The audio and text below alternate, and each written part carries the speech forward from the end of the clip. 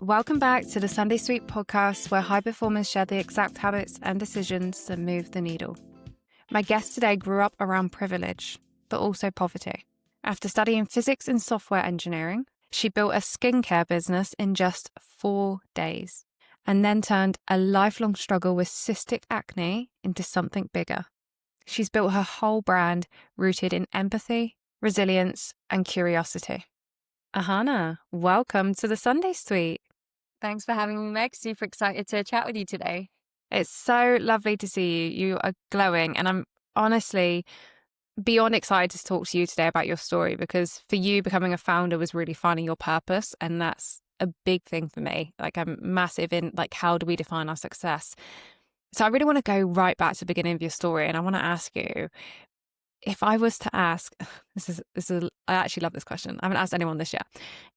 If I was to ask your parents what you were like growing up, what would they say?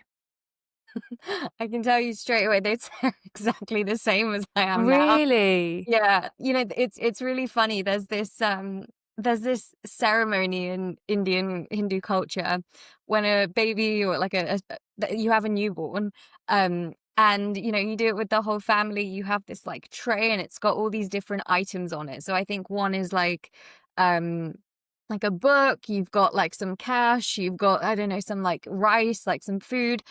And the point of it is it's somewhat of a spiritual wee woo type thing where the baby will generally grab onto something, and that can be an indicator for what that child will end up becoming or doing. And I grabbed every item on the tray, and there's just a photo my granddad holding me laughing, and just me with huge eyes just wanting everything. And I I think that's pretty representative of the person that I am today. And again, from a very young age, I think my dad traveled a lot when me and my brother were growing up, which meant that as the older sibling, I took on a lot of responsibility. My mum also worked. And so that meant that I think from a young age, I was always very responsible, very conscientious. I was a gymnast as a child. So that trained me from a super young age in just being super disciplined and constantly showing up, being resilient, working hard. And I think all of these traits have kind of stayed with me. I think what has changed are maybe my worldviews or some of the kind of key life experiences I've had that have shaped me. And I'm not one of those people that holds on to my views. So those definitely change as I grow and I learn. But at my core, in terms of who I am, I've always been kind of the same throughout my life.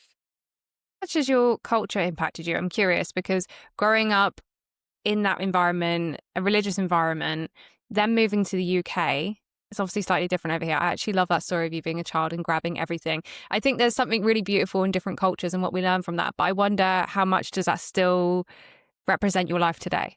Yeah, not at all. I'm very uncultured, unfortunately, and I think, but again, I was having this conversation with my mum recently because sometimes we joke that she turned into an Indian parent after I turned 18 and moved out, and I came back from uni and suddenly all the values were different, and I was there with my boyfriend. I was like, yeah, we want to live together, and the horror that ensued from that with my family. But no, I think it was really interesting because as a baby, I was born in India, but moved around the age of 1. So I don't really have memories of my time there. And when my parents moved to the UK, we moved to Cheshire in the Northwest. And especially, 25 years ago, there weren't that many Indian people in the community. And I think something that's true of a lot of, especially Indian people that migrate abroad, is they generally really try to assimilate with the culture, which I think is a really, really good thing. And so my parents, I think, really took that approach. And in particular, my mum, she had experienced quite a sheltered childhood in India because her dad, my granddad, was a really sort of well-renowned government officer, but that meant that a lot of things were done for them. And so coming to the UK was a completely different way of life, but she really liked it. She liked how things were done. In India, there's a big problem with inequality, and you see it very, very sort of viscerally. It's in your face. and not to say that there isn't inequality in the UK, of course there is, but it's not to the same scale as in a country like India. And so I think seeing a bit more sort of fairness in society in a way, seeing things being better regulated, a little bit more orderly, was something that really, my mum in particular really, really liked. And I think because of that, she kind of wanted to raise us in a much more British cultural environment. So actually at home, the only festival we celebrated was Christmas, and in a non-religious way, but we never actually really did like Diwali, Dashera, like, Holi, like a lot of the Indian festivals. Which then made things very interesting at the age of 14 when we moved to New Delhi, because I am culturally Indian, I have Indian heritage, but in terms of who I am and how I was raised, there was actually very little Indian culture in me. And, at home we speak English. And so I wasn't very cultured. Um, and I think, those 2 years in India shaped me in many, many ways. But in some ways, I've never felt less Indian than when I lived in India, because I was in this international school bubble where, you know, i- in India, I think there is kind of a big separation between expat life and local life, which is something I didn't really like. Like, you didn't really get to interact with the people around you. Of course, I was a school kid, so that adds an element of that separation, and my life was very much centered around my school there. Um, but it kind of made me more aware of, like, wow, I'm like Indian in face and in name, but apart from that, like, I've never felt more foreign in a place. And then again, it was really interesting when we moved to Singapore, because Singapore has a huge Indian expat community, but a lot of them are much more in touch with their culture. So even if they were born and raised in Singapore, but were of Indian origin, they would often speak their native language at home. They would celebrate all the festivals. And so again, there was a really interesting that happened one day at school. Well, I must have been about 16, and we had to come dressed up in like our cultural clothing. And at that time, I actually didn't own a single Indian outfit. And so I had some like London 2012 Olympics merch, and I always associated British as my identity. And so I came to school wearing that, and I had an Indian girl say to me, like, "Why are you wearing that? You're Indian." And that was the first time I kind of been told and realized, like, I'm perceived as a culture different to what I feel. And to be honest, I think it was only when I moved to the UK aged 18 for uni and kind of started living on my own that I kind of came more to terms with like who I am from a cultural perspective, because I've always felt much more British, and I still do. But I have had these experiences. I do have different elements to my upbringing that are different to someone who is pure, pure British. Sounds awful, but someone that's already raised in that environment, and doesn't have any other cultures in their family. And so I am now a very proudly British Indian person. Culturally, I definitely lean more British. But I think as I've gotten older, I've gained a much stronger appreciation for the Indian side of me and how that has shaped me, how that's shaped kind of some of my family values and the things that I value in life in general. So I like to think I have the best of both worlds now. You had me thinking about like my like who I am or my culture, etc. Have you ever been to Cornwall? I haven't, no. Yeah, okay, so that's where I'm from, and it's hilarious because if you speak to a very Cornish, traditional Cornish person, they like to think that we're we're our own country. We have our own flag, our own language, and if we could, we'd break off from the Tamar Bridge and separate from everyone. You'd have to have passports to get in and out. So it's funny when I think about culture and stuff, and I was thinking about our cultural foods like pasties and scones. It's Yeah. very different, isn't it? British Yeah. culture compared to others. Hmm. Tell me about growing up then, because I know a big part of your story has been your battle with your skincare and how that almost defined you as a person and how you woke up every morning with confidence or without, like what was that time like for you? What did that do for you? Yeah, so I started suffering with my skin from about the age of 12. At that point, we were still living in the UK. And when it started, it was always unpleasant, especially because nobody in my family had really dealt with any skin issues. My mum, dad, younger brother, like they all have flawless skin to this day, which I'm very happy for them. But it did mean that in terms of immediate family support, as far as what to do, they were kind of as lost as I was. And so from a very young age, I turned to the internet, as one does of that generation. And I'd be looking on Reddit, I'd be looking on Facebook, I'd be looking on YouTube for just like what to do, how to deal with this. But it persisted with me throughout my teens. And again, an added challenge for me was the fact that we had these international moves. At 14, moved to New Delhi, and at 16, moved to Singapore, then at 18, back to the UK. The medical systems are different. The doctors I was seeing were different. They didn't have records of what I had tried, what had worked, what hadn't worked. And so I would often be put on the same medications again and again because the doctors just didn't know I tried it and it hadn't worked for me, which is why I actually started tracking things myself. I had all these Excel spreadsheets logging what medication I was using, what products I was given, the dosages, the frequency of use. I'd have linked Google folders. I'd get like a proper like pat on the back when I'd see my dermatologist. They'd be like, "Wow, you are so organized." Um, and I thought, why do I have an app to track my period, my diet, my fitness, and 100 Excel spreadsheets to track the products I'm using? And even kind of bigger problem is, why am I taking advice from either nameless, faceless strangers on Reddit or influencers that are being paid to promote products? And you know, I was thinking about all these things, even just the fact that dealing with these issues is awful. I know just before this we were speaking about last week. I had to go and deliver a talk in person. And last week my skin was just completely inflamed. It's something I still struggle with now, age 26. And it's debilitating. You just don't want to leave the house, and you have these commitments, and I don't cancel things because my skin is flared up, but the urge is there because you just feel so self-conscious, especially when you're going to be in front of everyone. There's going to be strong lighting. Um and it's just a constant reminder that it's really hard, even from just a mental health perspective, even from a body image perspective. As a teenager, I uninstalled Instagram. I only actually reinstalled it when I started Clear because I knew I had to use social media as a way to grow the business. But I couldn't deal with seeing filtered skin on the internet constantly. So I didn't use social media as a teen growing up because it affected me so negatively. That I knew that when I built a solution in this space, I would want it to solve all of these problems. A bit like the kid who grabbed everything on the tray. I wanted it to solve, I don't know what to use. I don't know whether my routine is working. I don't want to take advice from someone that's being paid to promote a product.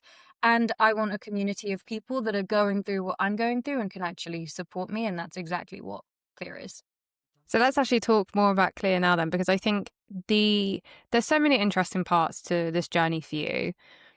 But one of the most interesting parts for me was the fact that you came up with Clear and, essentially built Clear in 4 days, Mm-hmm. which is nuts. Because most people, when they're planning a business, it's something that's, for some people, it's years. Mm-hmm. So just talk us through how that came about. Yeah, so it's a bit of a crazy way in which I started my my company. So what happened was, I think the story actually goes a little bit before Clear was even an idea. Of course, I'd had this ongoing issue with my skin that affected me very deeply and personally, but I'd always compartmentalize that as that's my like personal life, and my career and my job is something separate. And so separately, career-wise, I thought I would be a physicist. I thought I would be a scientist. That again was very shaped by those international experiences, particularly the move to India, where I was seeing this massive discrepancy in just, the level of privilege I was experiencing versus what life was like for other people. And I felt the best way to innovate and help people, given my skill set and my background, was through my education and through scientific innovation. So that's why I decided to study physics at university. Went in all guns blazing to pursue academia. And then pretty much from the first term of my first year itself, the more that I learned about that career path with some of the practical considerations, the less attractive it became to me, to be very honest. And so I just thought, I had this huge responsibility that, I've been given this amazing education, all these opportunities, like, how do I give back to the world? Like, what can I do that has some kind of impact? And I was a bit lost. I didn't know. And so I just started by applying to random internships, and I was lucky to be at a university in London where, there's all the industries in London. So I was just like submitting things for things that I didn't even understand what the job posting was, but I didn't care. I must have done about 50 applications in that Christmas of first year. And I was very lucky. I got an internship off the back of that, and that was in software engineering at an investment bank. And so that was a great insight into, what is life like as a software engineer, but also what is this world of banking and finance that I knew nothing about. And after that internship, I realized that, I like the writing code part, I like the technical part, but I'm just curious about what this finance stuff is. And so in my second year, I applied to banking and finance internships and learned a lot through those as well. I learned a lot about myself and also, about the industries. But the one thing that I felt was missing was that impact point about like, how am I actually using all of, the advantages I've had in life to do something meaningful? Um, and then it was only in my third year when I got a random cold message on LinkedIn one day. Um, and it was just from a guy who had the idea to start a tech company that was in the sort of student graduate recruitment space. It was a platform that matched students looking for graduate jobs with these employers. And he'd reached out to me because he wanted someone with kind of 3 specific skills. The first is someone that could code and build the platform for him, which I could. The second was someone who was at a London-based uni who could throw events and kind of get students to sign up to the platform. And the third was someone who had relationships with the early careers recruiters at all of the big companies. And because at this point I'd done all of the spring weeks, summer internships, insight talks, like whatever opportunity was there, I'd kind of put myself forward for those. And so I had those relationships. And at this point, I didn't know what entrepreneurship was. I didn't know like anything about this world, but it just sounded like fun. It sounded like a cool way to use my skills to have some kind of impact. And that it was. So that was a big turning point for me again when I was 20 years old, where it was the first job where not only could I so clearly see the impact of my work, but it was also just from a purely selfish level, it was the job that I learned the most. I couldn't believe that some days I got to write code, some days I got to run events, some days I got to, pitch, and do the strategic vision side of things. And so that was the point for me where I knew I wanted to build a company. The thing that I didn't have at that stage was capital or an idea of my own exactly. And so I just thought, well, the prospect of raising capital as a student is not existent. So I'm just going to continue on this finance track. It's well paid. I'll save up a load of money and then one day I'll use that to start my own business. Um, and so long story short, when COVID hit, I was in my fourth and final year of my physics degree. I'd already secured graduate jobs for when I was going to finish uni. And so I just thought, I've got some free time, like my societies are cancelled because of the pandemic. Why not start working on an idea now? And it will just be a learning experience. And so I ended up actually starting to work on a different idea because I was advised by an investor to stay away from anything in the lifestyle space, so anything wellness, health, beauty, to avoid being pigeonholed, which is another really interesting topic. But I was like, okay, what's like the most like serious sounding business I can come up with? So I came up with an AI note taker called Quill, worked on that for a couple of months, and in that process applied to about 200 different funding opportunities. I got rejected or ghosted from 199 of them, but the one that didn't reject or ghost me was Y Combinator, which is a San Francisco-based startup accelerator. And basically what happened is I had my interview with YC, with Quill, the AI note-taking company. On the night of the interview, they came back to me and were like, look, we like you. You made a lot of progress on this thing in a relatively short amount of time, doing it part-time alongside your studies. But we don't like your idea, so we want to talk to you again in a week. Come up with something better. So, that's where I ended up actually only having 4 days between the 2 interviews, and I had to, just build a company in that time, as one does. And so I just tried to think, what have I learned from at that stage, the 2 companies I'd worked on, the AI note taker and the recruitment one. And I think the first thing is, I think it's a good idea to solve a problem you understand well, not just passion perspective, but, even from like a market knowledge perspective, you just know more.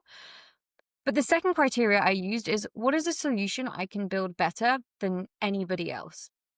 And then, that's where when I was thinking about all the problems and challenges I've experienced in life, a big one was my skin. And I just thought, how many skincare enthusiasts are also software engineers and, will have the same technical acumen, but also be able to do user interviews and talk to people about their skin for hours and hours on end. And so, there are all these problems in the space. The skincare industry is massive, but there's comparatively little technical innovation. And I just saw a huge opportunity. And so, the problem that we're solving today at Clear is that same problem that I defined back then, at the end of 2020, which is I want to help people figure out which skincare products to use and whether they're actually working. And so in that 4-day period, I think I made more progress on what is now Clear than in the prior 4 months of working on Quill. I pitched it to YC, and one day I was a student and the next I started my company. There are so many questions around how you go from an idea in 4 days to where you are now.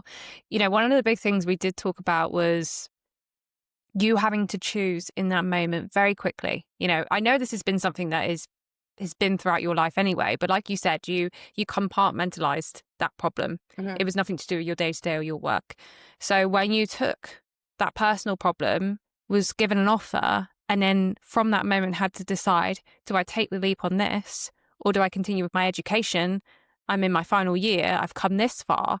What was it in you that was like, take the risk, like you can do this? So I wish that it was a more courageous or brave, it was as brave or courageous as it sounds, but truth be told, I'm a very, very practical person, and I always ask myself in any big life decision, am I comfortable with the worst case scenario? And if the answer is no, then I don't take that decision. I don't make that swing. So in this case, I was given the opportunity by Y Combinator. I could join the world's top startup accelerator. I'll get $125,000 in funding to try and build this business. But it was contingent on leaving my degree. And as you pointed out, I was halfway through the 4th year. So I'd already done, 3.5 years of work of 4, and I could be left with nothing.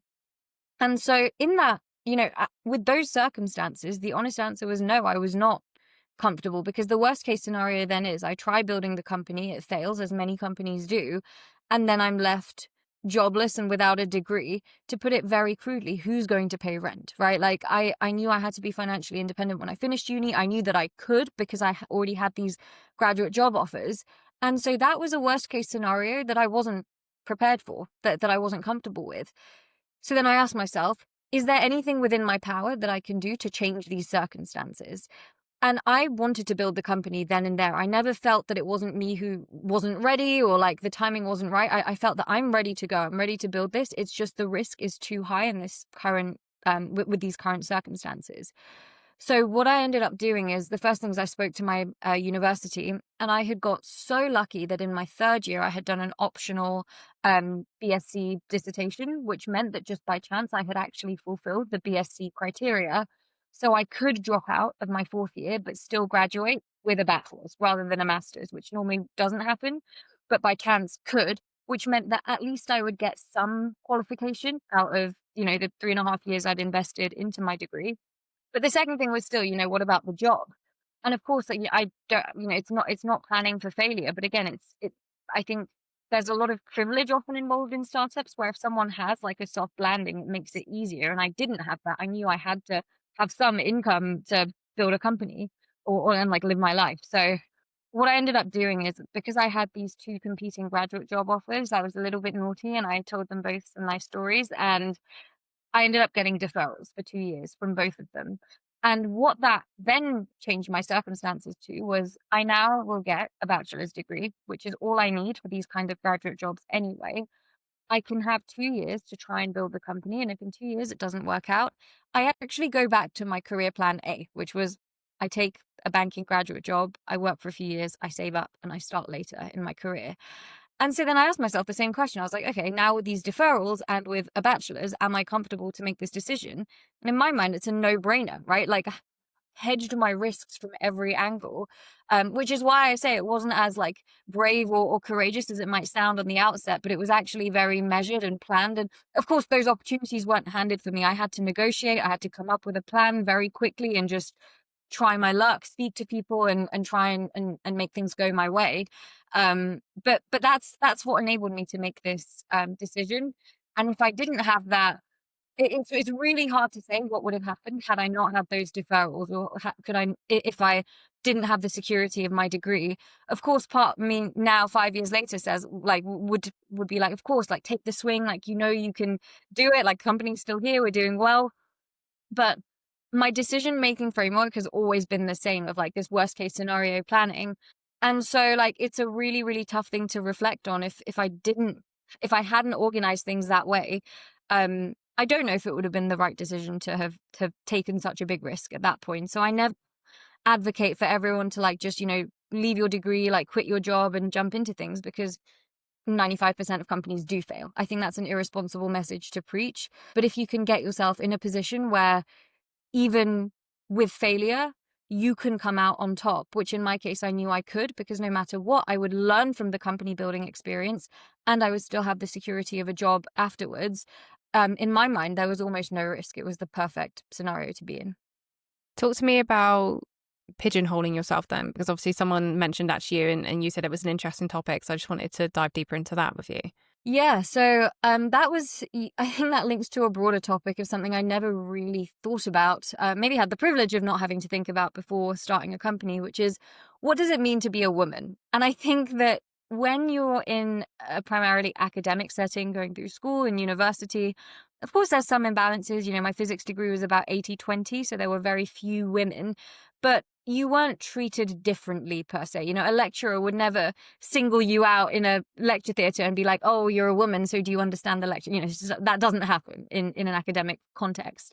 And most of the internships I'd done had been at much larger organizations. Not to say that inequality doesn't exist there, but at the most junior level, when you've got an entire army of HR people, enforcing quotas and diversity events and all this stuff, you don't feel it as much. Again, there's measures in place to try and increase inclusivity and diversity.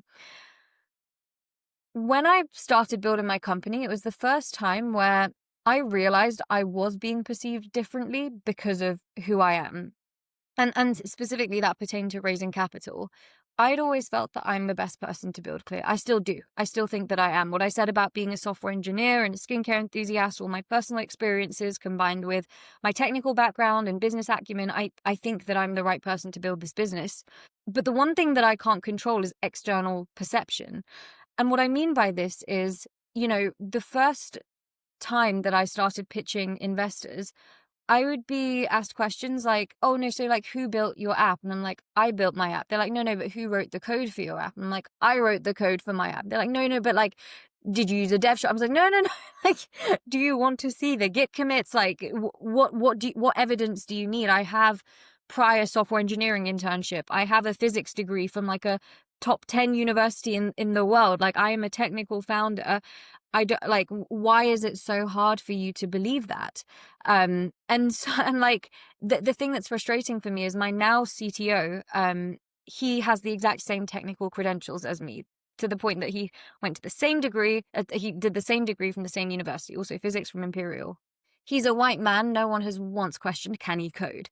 Right. And these were things, especially as someone that was an academic kid growing up, has always kind of prided myself on my academics and kind of, that side of things. It was shocking to enter kind of the wild west of the workforce, and where, no interactions are moderated. There's no company or HR department overlooking it. I've been told by investors that like, oh, well, you don't look like someone with a physics degree. Like that's why I wouldn't have talked to you, like, because I only want to invest in technical founders. And it's like, well, what about me gives you the impression that I am not a technical founder? And so I just realized that there are things that will make me be perceived differently. I do think it's a lot about gender. When you look at the numbers, that reflects that heavily, both when I look at my numbers of when I was speaking to investors, and then once you learn about the larger scale studies that have been done as well, it's entirely consistent with my experience and the experience of most female founders as well. And so, back in that day one conversation with that specific investor who said stay away from lifestyle and wellness and beauty, I don't think it was the right advice. Obviously, I didn't follow it because I built a beauty tech company. But he did have a point that sometimes when I talk about what I do, the instant image is me in my like kitchen mixing lotions and potions together, which is not my job. My job is building essentially a tech company. It's a data company, right? But that's not often the perception because people are blinded by this word beauty and they suddenly think that it's something entirely different. They think I'm a beautician or something. Not there's anything wrong with being a beautician, but those are not my credentials. And so, it's a bit frustrating that this is an added barrier that me and other people go through. A lot of people build companies to solve problems that they experience, which also means that problems that women experience struggle more to raise funding, to have solutions built, because there's just such a discrepancy in how I think women building companies are perceived to men building companies.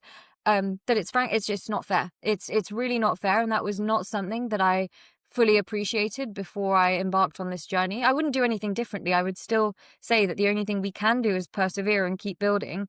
But it was just something that, I had never thought being a woman would make my life harder from a professional standpoint. I was raised in a house where I was kind of, told to just like, aim for the stars. I can do anything. I can put my mind to it. And I still believe that I can. But I think it's also irresponsible to not acknowledge that as a woman, there are literal extra barriers that you face in the workplace. What's interesting is that the more I'm hearing about your story and how it unfolds is from the outside, someone looking in, as a founder of this company, everything seems to be going just right. I'm curious, has there been moments throughout the last few years of building this where you're like, I shouldn't have taken the risk. This is too hard. Oh my gosh, it might fail. Like some of those real raw moments being a founder that makes you human. Well, I've made way more mistakes than I have correct decisions. And I think that's why I'm successful. It's because even in spite of my mistakes, I keep swinging and I keep trying things. I've made more wrong hires than right hires. That's something that's really painful. Not just like from a businessy, business perspective, money perspective, but from a personal perspective that you bring someone onto the team and it's not the right decision for either party. Raising capital has been the worst part of my founder journey, where there were times where I was like, I don't know if I can. Like, I don't know if any investor is going to invest in this, and I don't know if I can keep the business alive. But it was just kind of, again, that willingness to deal with the rejection, um, and just keep going, keep trying and persevering, which is why I've always said that, I don't think I'm special or smarter or I don't think there's anything really that makes me different except for my resilience. It's the fact that I think when a lot of people would give up, I don't. And I think that has been the secret to my success in every aspect of life where I've seen success, is that I basically don't give up. Do you know what else I think as well? Because I read something of there and I was actually talking to my partner on the topic. If you were to do something for the rest of your life, but it wasn't going to pay you, like that's what you should seek to do for a living if it's possible. Do you know what I mean? Something that, you're still going to love in 10 years time. And I think going back to the younger version of you with all those Excel spreadsheets, you would have continued doing that for the rest of your life. You weren't getting paid to do that. Mm-hmm. That was passion. It was personal to you. Yeah. And I think maybe that's why sometimes we have more sentimental attachment to something, because this is not just something to earn me money and it's a business that I can shut off from. You end up living and breathing this product or this service that you provide. And I think that has a big backing into how some founders succeed and others don't. Yeah, I think it depends what drives you though, because I actually do think that there's many roadmaps to success. There's definitely not one personality type or one way of doing things. And I think, there are some founders that are purely in it for the money. And I don't mean that in a bad way at all. I think there's some very smart, money-minded people, and that's what they want to optimize for. And people have their reasons for that as well. And I don't think it's a better or worse reason for building a company. But I had already, I think, done enough in my life to know what truly matters to me. And money for me, I knew mattered to a point where I was financially independent. For me, it was a security thing of, can I pay my bills? Can I pay my rent? Can I live by myself, But I also knew after that threshold, it actually doesn't matter to me. I'm not a luxurious person. I don't really spend much money at all. So if I was earning beyond a certain point, like, that's not what drives me. And that still has business implications to a sense of, of course, like, yes, for the sake of my like investors and shareholders, I hope we have a big exit and make lots of money. But I think my investors also know me well enough that that's not why I get up every day and do my work. I am hugely driven by the impact that we have and the product that we're building, which is why I've also prioritized things that maybe a lot of other people wouldn't. A lot of people might have just raised investment, spent it all on Facebook ads to try and grow it and get some press releases. I put all of that first funding round into product and tech because I wanted to build a product that worked. Before we got some glitzy headlines or swish marketing, some people still don't like our logo, whatever. That's the stuff that I felt we can figure out later. But the important thing here is helping people with skin like me, and that's where we're going to spend. And that's exactly what we've done. And so I think, in because I had that self-awareness coming into this, that I'm not doing this for a financial exit. If I cared just about money, I wouldn't have been a founder. And I actually would never advise someone. I think then just like study hard at school, become a banker or a lawyer or a consultant. That's a more reliable way of becoming wealthy. Um, for me, like, sure, there is a potential upside for life-changing wealth, but for me, it's not to get too philosophical with you, but we live one life, and I don't want to get to the end of it and regret how I spent my time and how I used my skills. And so for me, that satisfaction of doing something that I feel best utilizes all of the advantages I've had in life to give back and change other people's lives is the best way that I can spend my time. Unfortunately, I don't earn anywhere near what I would have done had I taken my banking job, which is a weird one because, I'm the one paying myself and having to make that conscious decision. But like for me, again, I'm financially independent, which was the thing that's important to me. And beyond that, I get to do a job that I absolutely love and that I learn from every day. So it's 100% worth it. Is that your personal mission statement then? Because it was something I wanted to ask you. I think that question to particularly founders and entrepreneurs that are very invested in their company and they live and breathe it is quite an easy question to answer in terms of business. So what's your business mission statement? What are your purpose, your values? What do you want to bring? What do you want to achieve? When you ask yourself that on a personal level, people draw a bit of a blank because it almost entwines like, what do you define as your success? So like, how do I know when I've made it? Yeah. For me, I struggled with that for so many years because I didn't know what the end goal was. It's just been me, self-employed, like, having a service and not having a product or a company behind me other than me. You get to a point where you're like, right, is it capped by amount of money I make? Okay, well then what if I go over that amount of money? Great. Keep going, keep going. You consistently chase the wanting more.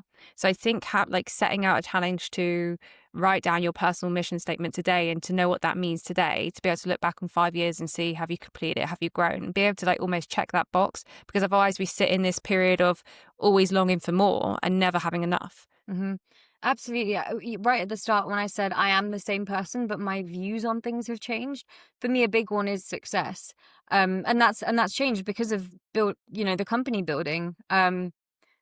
What I realized is that, perhaps when I was a little bit younger, when I first became a founder, my definition of success was all around the company's achievements or my achievement. Even before that, it was like getting into Imperial to do physics was success. And then it was like, okay, landing this internship is success. Then it's converting the internship to the graduate role is success. And then, when you have your own business, there's all these business milestones. And what I realized is that, yes, like my company is so personal to me that I take everything personally. Like I view my company as a complete reflection of me, as many business owners do. And there's the added layer that it's solving a problem very close to my heart. So I'm deeply invested in the actual success of the business. So I think what I realized is that we achieved a lot of things. We raised a huge amount of funding. We have secured incredible partnerships. We've had tremendous organic growth. But was I waking up every day just being like, God, I'm such a success. Like I'm the most success.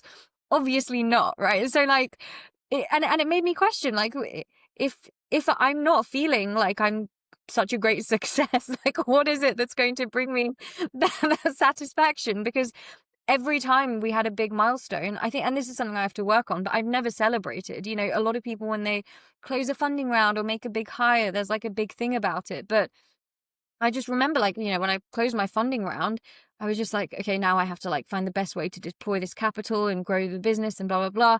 So there was never any like stop and just be like pat on the back, like, good job, Ahana, you're a success today. Never anything like that. And so it really got me to think about what is success to me? Because if success is achieving company milestones, I will, by definition, never be happy because the milestone will keep moving. The goalpost will keep moving. So I have to come up with an alternate definition.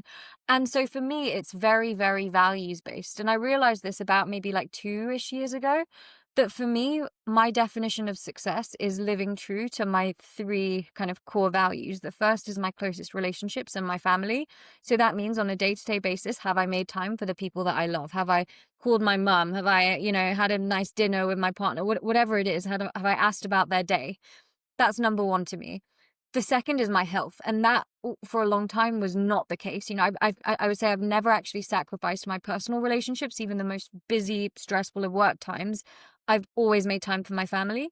I did not make time for my health, and that had some serious consequences. And so that was a conscious decision about 2 years ago where I said, I have to take my health as seriously as I take my job, because if I don't, I will not be here to do my job, as morbid as that sounds.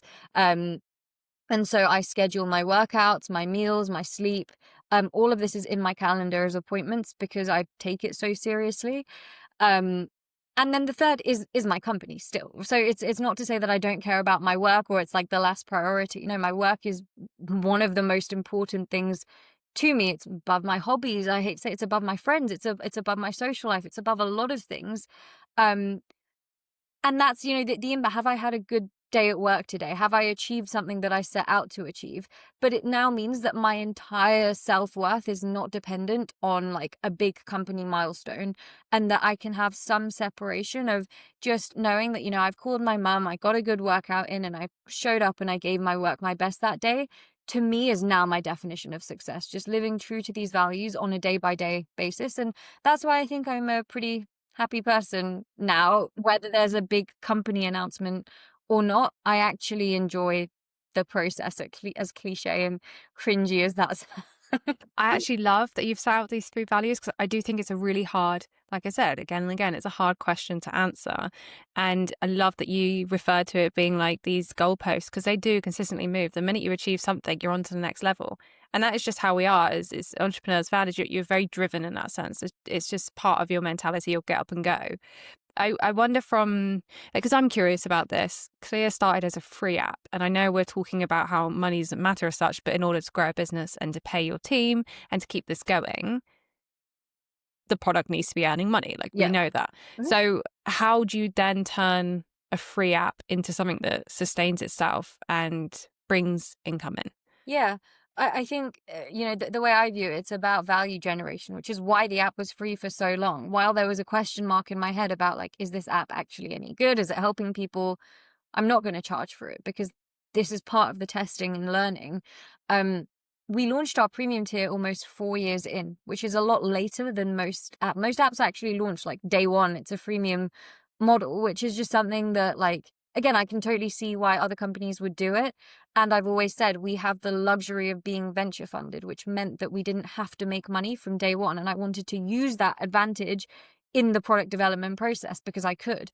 And so for me, it was very much about, okay, let's build a product that people love. That is the sole objective.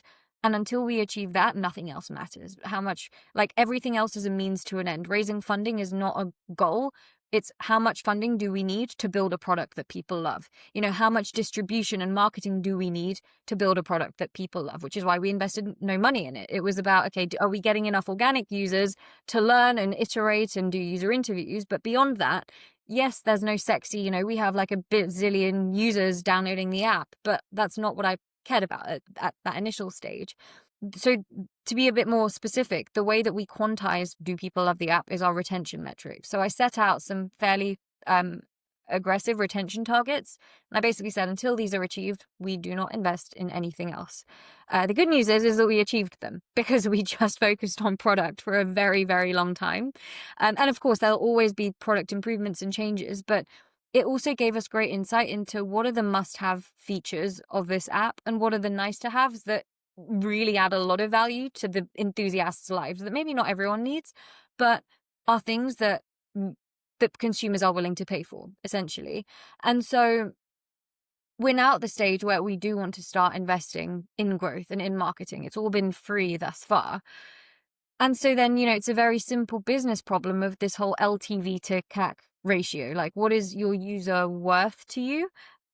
Which then informs how much do you spend to acquire them. Now, it's not a business if you start hemorrhaging money to acquire customers, because that kills the business. Like, if we just spend with no return, then there will be no app for anyone. So that doesn't make sense for anyone. So then it's about saying, okay, we need to be able to assign a value to our user, which is a very different way of looking at them, because it's always been so community focused, how are people using the app. But as you pointed out, from a business perspective, that can't be the case forever. You do need to monetize at some point. So how do we do this in a way that's aligned with our mission and what I would consider ethical? Because there are also some routes that I would say are not ethical. So anyway, for us, it was about identifying which specific features on the app. So for example, we have a spending tracker, and it was only when we said, okay, we can see that our spending tracker is saving our users this much money. This is potentially a good way to start the pricing for a feature like this. And so the main goal of actually launching that premium tier was to just understand, like, on average, we'll get X amount of downloads every day, X amount will start a free trial, X amount will convert to being a paid customer after that.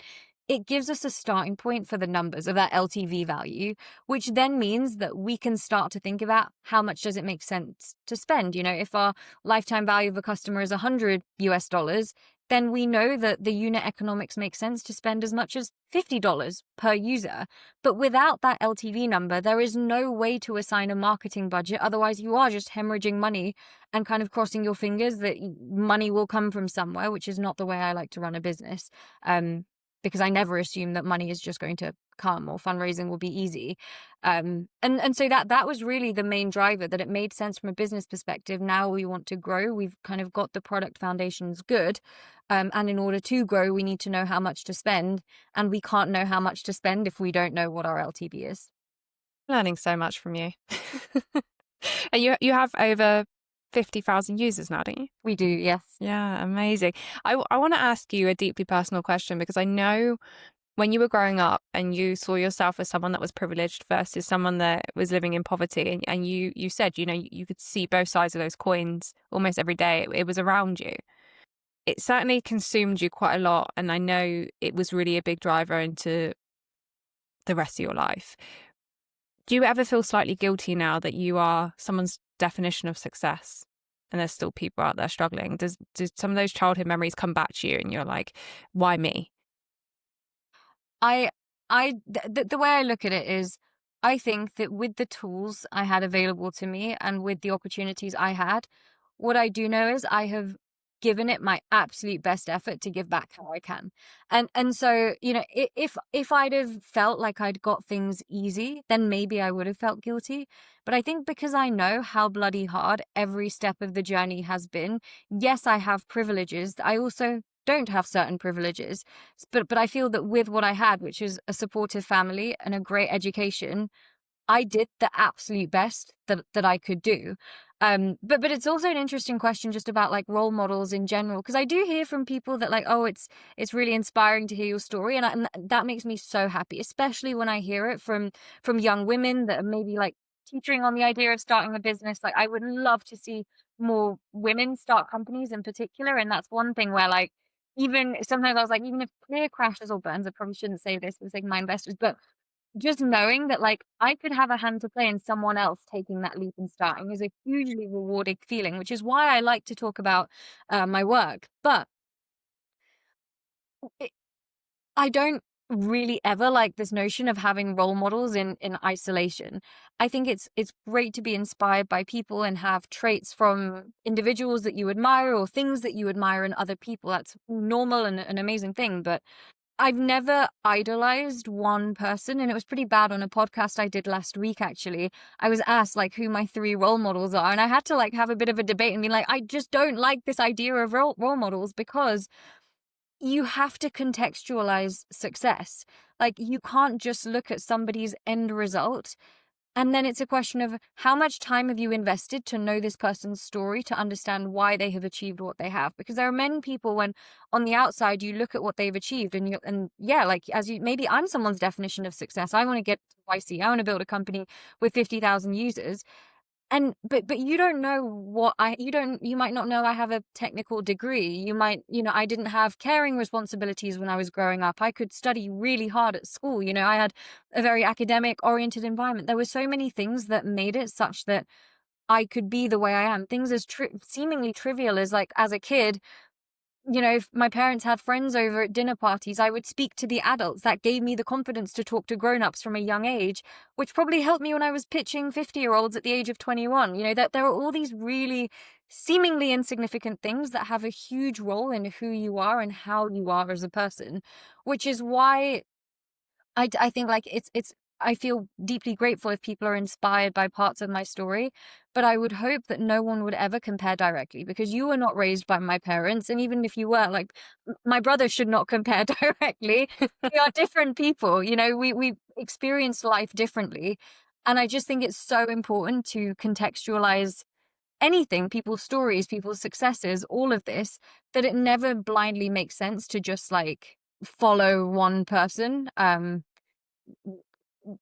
Unless you've like invested the time to get to know every like gory detail about their life, which I don't think is possible. It's so interesting. I'm slightly on tangent here, and I'm not going to go too far with this, but I was having a conversation with someone the other day about seeing how a family can raise two children and one can become a definition of success and the other could, perhaps go down a life of crime or be in prison or just be completely different. I think every person is so individual to their own circumstances. You get up every day for a different reason. You set different values. You have different beliefs. Like even where I'm born in the UK versus where you were born versus someone that was born in London versus someone born in Leeds, like whatever it is. Yet we are very, very quick to compare what we have to what someone else has, knowing full well that there's every single segment of our lives that completely changes us as humans, but we naturally do it. I think it's interesting you growing up without social media and doing that on purpose for your own mental health and how that could have impacted you. Like, I'm curious about all those aspects of things. And, I'm someone that spends all of my time on there, but I do try to actively follow people or find mentors around me or people that inspire me rather than people that I envy. Hmm. I don't. Honestly, if I didn't have a company, I'd have no social media. The Yeah. only social media I had when I was at uni was LinkedIn, and that was more for practical purposes of harassing bankers to talk to them and learn how I could get a job. Um, Now it's a huge part of my work. Like I have to from a distribution perspective, both on the business side. So I'm still very active on LinkedIn. And then, even on the social media marketing side on TikTok and Instagram. But I am very much a creator as opposed to a consumer. I don't like consuming things. And when I do, I just feel awful. Like I probably do spend too much time because my Instagram explore page is like the most like toxic thing imaginable, and I purposefully don't follow any of these creators. And now, for me, I'm in a bit of like a fitness era, so it's all these like completely like ripped people with like the most insane bodies, and like it gives me body dysmorphia still at the age of 26. And actually, just at the end of last week, there's one of those like body composition scanners at my gym that I've been too scared to go near because I am bombarded with images of like crazy six packs on women. And so I just assumed that like I'm obese, like my body fat would be terrible, even though I work out a lot. And then when I did the scan, I couldn't believe I was like, this is my body. Like, wow, that is incredible. But we're so conditioned to see one thing in perfect lighting that I was like, I did not think that's what this body fat percentage looked like on a woman. Like I literally thought I was 10% higher. And it just served as another reminder of, and literally after that, I I told myself, I'm just not going to look at this stuff, because even I, being fully aware of these algorithms and knowing how they're trying to suck us in and make us spend all of our time looking, like, despite knowing better, it's just human psychology that we all do this. And it's just so wrong. The only reason I have these apps on my phone is because I have to for my work. Are you actually keeping yourself grounded then in those moments of, self-doubt, insecurities? escaping the online world? Okay, because I know you're a very organized person anyway. You have all your spreadsheets, you've planned out your diary in advance. I love that for you. But what are some of the other things that maybe aren't so obvious that you use to ground yourself and just self-reflect, come back to earth and feel okay again?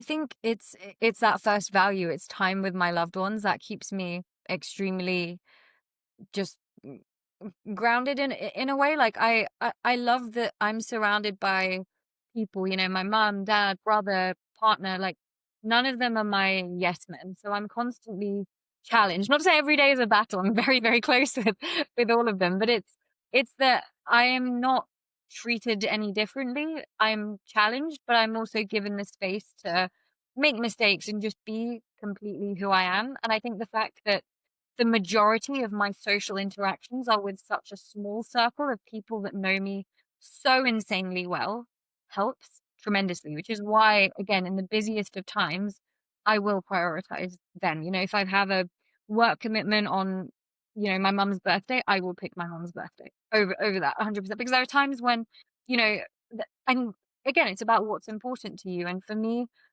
the way that my family and my loved ones have shaped me, I could not do the job that I do. I wouldn't be who I am without that. So just as a kind of a respect and credit to that, of course I should put that first in my own value system, not to say everyone should. Um and so I think that's the first thing. And then the second thing is just like um just almost for my mental health is like taking care of my physical health now. So I make time for fitness basically every day. um for me, I've found running in the last 2 years has been a great way of just not switching my mind off. I don't think I'll quite get to that level of zen, but it definitely helps with the mental clarity side of things, and just, you know, releasing some happy hormones, and giving myself some challenges to focus on outside of my work and what pays the bills. So I think it's honestly that, like, the values. It's literally just like the time with my family and making time for fitness. We're also, you know, in the gym, like everyone starts from scratch. Like you're no one special. You just have to build it up like everyone else. It takes time, and you know, you hope that the consistency and discipline will get you results, which they do. Um, but yeah, it's just completely decoupled from my work. I do love how you spoke about your family then in a sense of they're a credit to who you are today and you honor that and you respect that. I think a lot of people just assume that we should be around family because we love family and that's just it. But to see it from a picture like that, as to this is why they are my values, this is why they come first, I really love that outlook on it. Um, yeah, I was speaking to my, I was hilarious actually. I think it was last night. We were listening to, is it Alan Witt? I don't know. He's a very philosophical man. Like we were listening to him before going to bed to inspire us and to help me sleep. I usually listen to crime podcasts and I think it's actually, I love it, but I'm like, is it actually like, The best thing bringing before. more anxiety? I don't know. And so we were listening to this guy and he was insane. And, we love movement and, never really thought about meditating or things like that to ground us. And he randomly said out like, and he is not this person. Okay. And he was like, maybe I should start to meditate just to try and clear my mind. And, just thinking nothing. Thinking nothing, that would be nice. And I was like, oh my gosh, yes, I've always wanted to do that. We should do that together. And he was like, well, I think that defeats the purpose. I'm like, no, you're my number one value. Let's meditate together. Let's find peace and tranquility together. And he was looking at me as if to say, I need peace. We need separate things. Did it work? Did you try? No, we went to bed. It's Okay. it's one of those things that you're like, oh, we'll do it and we'll see. Maybe this podcast will hold me to it. But I love this final question for you now, actually, lovely, because you come from this like beautifully academic background, and I'm going to ask you to give our audience some homework. So what I do around here is I give them something to take away from this podcast. So it's something that they can commit to and hold themselves accountable to something after this podcast so that they're left with not just advice, but an action. So I wonder if you have a mindset, a practice, a tool, a book, a question, maybe a schedule that they should commit to for the next 7 days to see if it helps them really, better themselves and move the dial. Yeah, I think a pretty clear action item would be just to define what those three values are for you. So for me, as I said, it's my loved ones, it's my health, and it's my work. And my three. What are your three? Because I think once you have that, everything else becomes easy. Because it gives you a decision-making framework of, if you do have like I don't know, like a distant friend having a party versus your daily workout. Some people might say it's selfish or bad to choose the workout, but for me, it's like, I know what I value. I know what fills my cup and what doesn't. So it makes that an ease. There's no decision fatigue. I can make decisions like that in a way that maybe like society, if we're just on autopilot, it's like, oh, I have this invitation, I should just go to this thing, like, because it's what normal people do, blah, blah, blah. And like that. But if it's not a close relationship versus if it's like my brother's birthday versus my workout, I prioritize my brother's birthday because I have such a clear image of what's important to me. And I think that, in terms of getting to that point and defining those three, you just have to look at the different positions you've been in life. And that's, again, where I feel very grateful for having been raised with so many different life experiences, moving countries, changing systems, being pushed academically, being pushed in sport, being into music, all these different things, which gave me like a varied life experience to see what am I like in these different contexts and environments, and what brings out the best, what brings out the worst. And so it's also not to say that like my values are better than yours or yours should be what mine are, but figure out like, how much does money mean to you? Like, is money one of your core values? And for some people it is. That's not a bad thing, but then you can make your day-to-day decisions in accordance with that. Is it free time? Is it freedom? Is it work-life balance? There are so many different things that are important to people. Is it travel? Is it new life experiences? Like, there's so many things that could make you who you are and are what are important to you.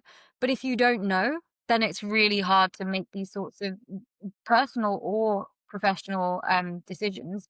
So that's my homework. Figure out what your top 3 values are, if you can, in order.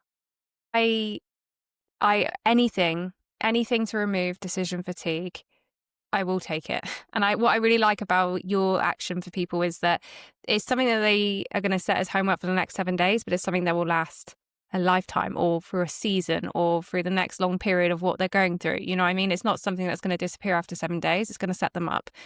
I really love that. I can't thank you enough for your time today, lovely. It's been amazing getting to know you.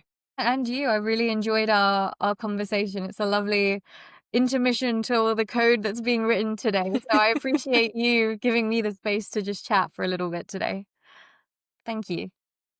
As always around here, you have some homework. So take Ahana's advice and commit to it for the next 7 days. Track how it changes your focus, your energy, or your perspective. Because as we know, patterns compound and small shifts move the dial. Ahana's story for me is proof that when life feels unfair, you still get to choose what you build from it. Be patient and tough because someday this pain will be useful for you. I'm Meg, and I'll catch you next week for a brand new episode of the Sunday Suite.